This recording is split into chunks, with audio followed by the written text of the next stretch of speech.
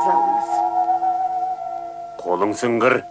Көргенсіз сұлтанға неге қолың созасың? Қыпшақтардың ежелден келе жатқан салты.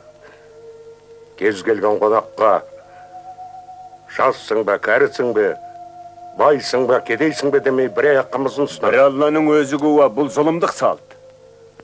Зұлым елден шыққан.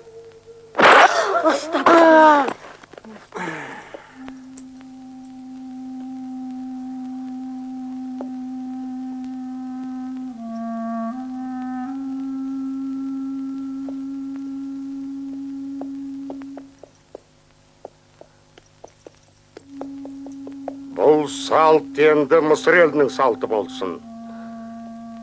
Күллі жұрттың бәріне бірдей заңға айналсын Мысыр ел үшін. Барлық әмірлер бірі қалмай жұма сайын